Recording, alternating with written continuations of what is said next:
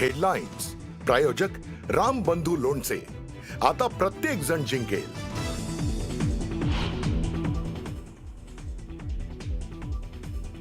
उपमुख्यमंत्री अजित पवारांवर बारामतीत शोकाकुळ वातावरणात अंत्यसंस्कार. लाखो चाहते समर्थक सर्वपक्षीय नेत्यांकडून दादांना अखेरचा निरोप. संपूर्ण राज्यावर शोककळा.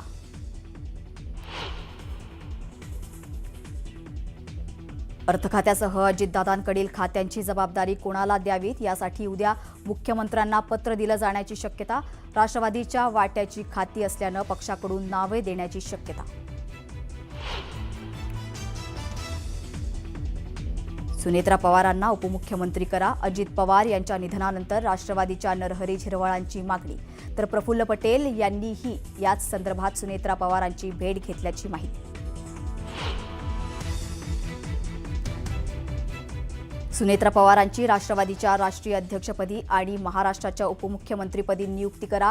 प्रदेश उपाध्यक्ष सुरेश घुलेंची प्रफुल्ल पटेल आणि सुनील तटकरेंकडे मागणी.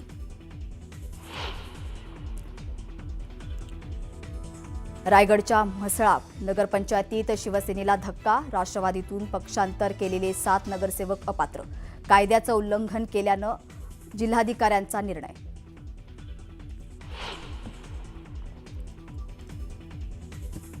विजय वडेट्टीवार गटाच्या नगरसेवकांना समृद्धी महामार्गावर अडवून शिवीगाळ आणि जीवे मारण्याची धमकी. काँग्रेसच्याच सौरभ ठोंबरेंसह 7 जणांविरोधात गुन्हा.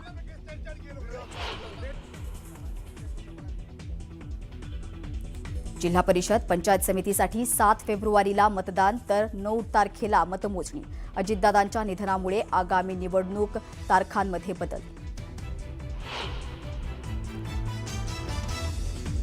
नाशिकवरून मुंबईकडे निघालेल्या किसान मोर्चाला अखेर स्थगिती.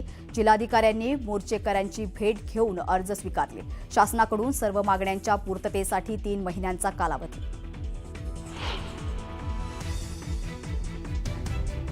यूजीसीच्या नव्या नियमांना सर्वोच्च न्यायालयाची स्थगिती. केंद्र सरकारकडून नियमांच्या मसुद्यावर पुनर्विचार करण्याबाबत न्यायालयाकडून सूतोवाच.